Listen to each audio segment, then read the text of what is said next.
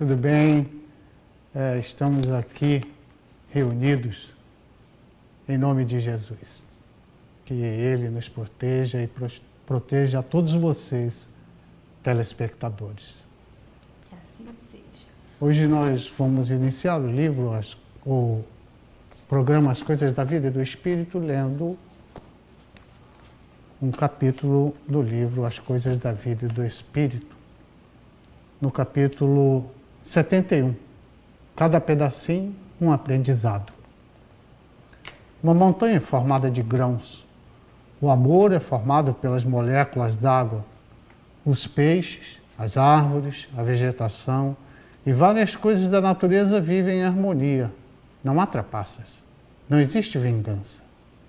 O ar, a água, a terra e nós com a nossa consciência, subconsciência e os arquétipos, qual o convencimento que revela a vida e o caminho a seguir. Muitas vezes não se percebe o que se passa em volta da gente. Não se percebe como é bela a grandeza de Deus, as construções com os mínimos detalhes. Uma fruta, um caju, por exemplo, temos sua semente acima dele. Como a dizer, descarte a semente, leve o fruto. Até porque nascerá um novo fruto e este não cairá longe do pé. Interessante o tamanho que se desenvolve. No Brasil, nós temos o maior ser vivo do planeta e fica no Rio Grande do Norte, um pé de caju. Descubra o tamanho de um grande formigueiro, numa propriedade rural ou num descampado, e veja quantos metros cúbicos de cimento é usado para preencher os labirintos por onde vivem ou viveram. No entanto, a formiga é menor que um grão de ervilha. Perceba a grande obra da engenharia e arquitetura do Maracanã, um dos maiores estádios de futebol. Veja os milhares de pessoas, torcedores, num grande clássico.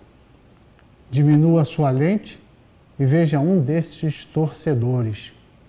Cada um dos torcedores são diferentes um dos outros. Vejamos, na íris ocular, nas impressões digitais, nos capelos, na estrutura celular. Cada mitocôndria tem DNA diferente. Os vegetais, com a realização da fotossíntese, sua função no universo, as algas marinhas com uma produção de oxigênio maior do que outros vegetais, o pólen das flores que servem de remédio humano e serventia para as abelhas, para tudo obra de Deus, que nos é ensinado pelo Mestre Jesus.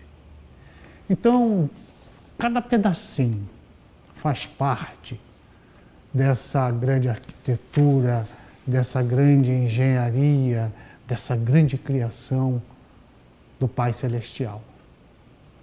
E nós fazemos parte dessa criação. E nós temos a obrigação de contribuir. Nós, como seres mais evoluídos no planeta Terra, temos a obrigação de ajudarmos ao Pai Celestial nessa caminhada, ajudar aqueles que necessitam, contribuir principalmente com o nosso próximo mais próximo, aqueles que estão no nosso núcleo familiar. E acredito que iremos falar um pouco de família também neste programa. É isso, Deise? Podemos começar com a primeira pergunta? Sim, vamos lá. A primeira pergunta, ela é do bairro CPA3, é do Joel. Ele pergunta assim: é possível comparar a escolarização de 30, 40, 50 anos atrás e afirmar que naquele tempo eram melhores do que agora? Obrigado pela sua pergunta, Joel.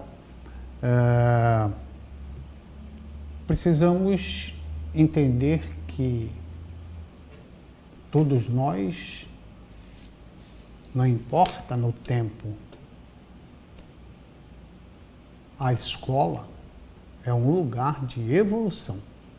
A escola, como você se refere, dos anos 30, 40 ou 50, era uma escola mais rígida, com mais exigência, e nessas décadas existiam até certos requintes de crueldade no ensino-aprendizado, com aquelas palmatórias, com castigo de ajoelhar no milho. Ou seja, isso não faz, ainda bem que não faz mais parte dos ensinos de hoje.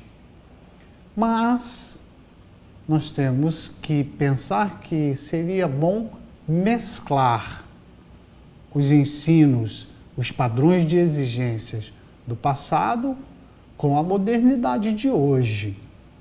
A escola é uma extensão da família, mas a escola é para escolarizar, é para pegar o aluno e trabalhar ele nas ciências.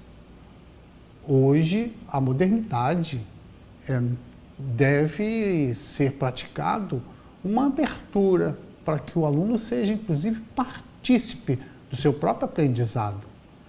E o professor, como aquele que orienta, que conduz nessa caminhada. Então, mas falar de conteúdo programático, isso deve existir, tem que ser seguido. O aluno pode participar desse programa quando está dentro da sala de aula, mas o professor já tem nos seus bastidores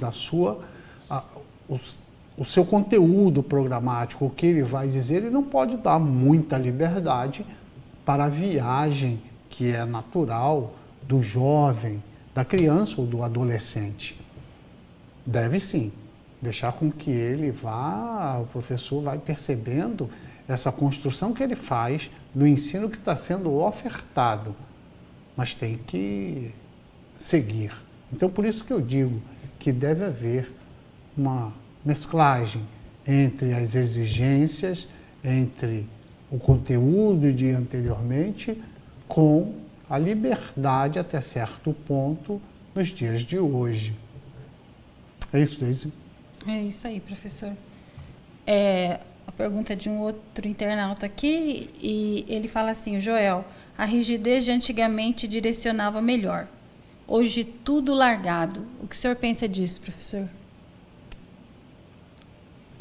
Isso é importante a sua pergunta, porque... E ele parece estar revoltado, né, com a pergunta dele. Mas nós vamos ver aqui, inclusive no Evangelho segundo o Espiritismo e no Livro dos Espíritos, as orientações. Mas esse largado, essa coisa toda, quando eu falei escolarização, para criar um diferencial entre a educação e escolarização. A educação deve vir de berço, ou seja, deve vir de casa. A família é, sem sombra de dúvida, a primeira a criar esses limites, moldar. Nós falamos já em outros programas em relação aos bons costumes. Até dentro de casa, vale lembrar do a benção pai, a benção mãe, que foi se abandonando, relativizando, e a criança sai da cama e vai e se joga no sofá de manhã cedo, antes de ir para a escola, que já está com a televisão ligada com um desenho, ou ela já vem com o celular ou tablet na mão. Não há, ou benção pai, benção mãe, e não há conversa.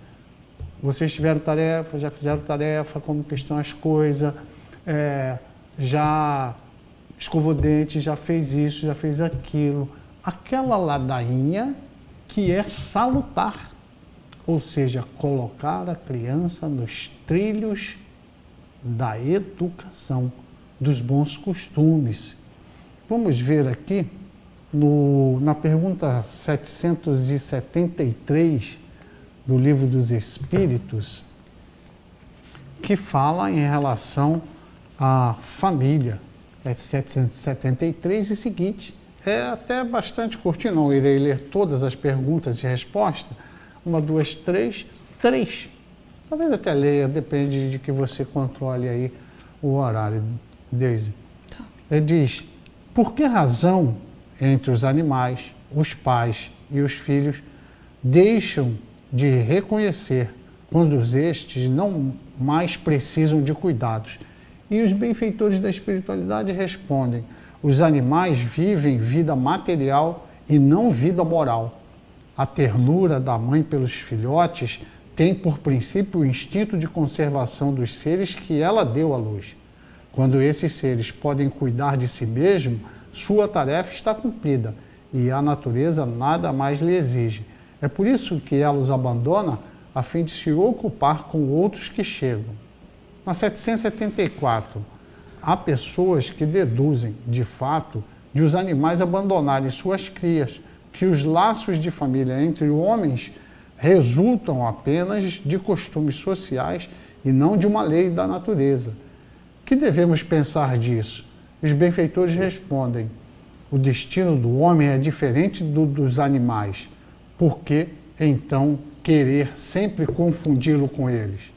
Há no homem alguma coisa a mais, além das necessidades físicas e necessidades de progredir. Os laços sociais são necessários ao progresso e os de família tornam mais apertados os laços sociais.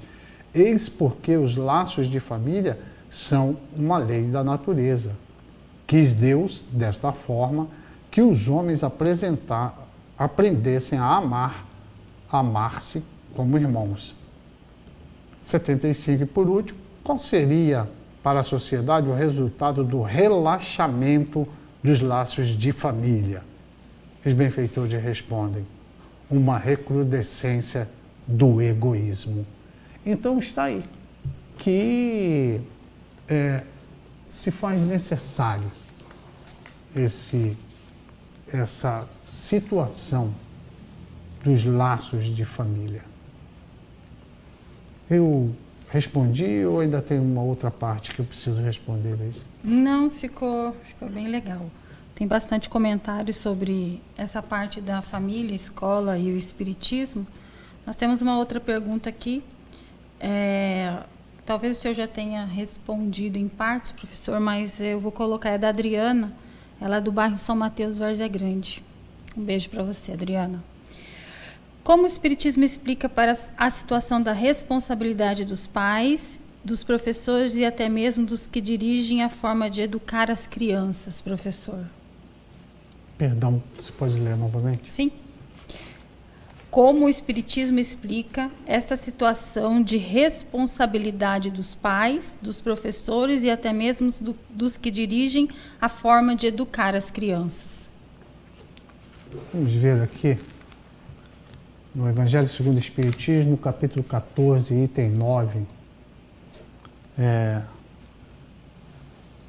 Ó espíritas, compreendei agora o grande papel da humanidade. Compreendei que, quando produzis um corpo, a alma que nele encarna vem do espaço para progredir. Inteirai-vos dos vossos deveres e ponde todo o vosso amor em aproximar de Deus essa alma. Tal a missão que vos está confiada e cuja recompensa recebereis, se fielmente a cumprirdes. Os vossos cuidados e a educação que lhes dareis auxiliarão o seu aperfeiçoamento e o seu bem-estar futuro. Lembrai-vos de que a cada pai e a cada mãe perguntará a Deus, que fizeste do filho confiado à vossa guarda? Se, por culpa vossa, ele se conservou atrasado, tereis como castigo vê-lo entre os espíritos sofredores, quando de vós dependia que fosse ditoso. Então, vós mesmos, assediados de remorso, pedireis vos seja concedido reparar a vossa falta.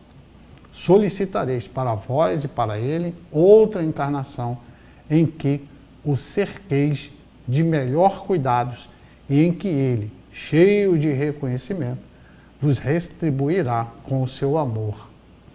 Então, perceba que ou a gente atrasa o nosso caminhar para dias melhores, para chegarmos a alcançar, a sermos espíritos puros, ou a gente atrasa naquele, reencarna, procura estar aqui, agora eu vou usar o termo, no passeio, passeando, se divertindo, e vem a desencarnar, mas terá que voltar com as mesmas tarefas.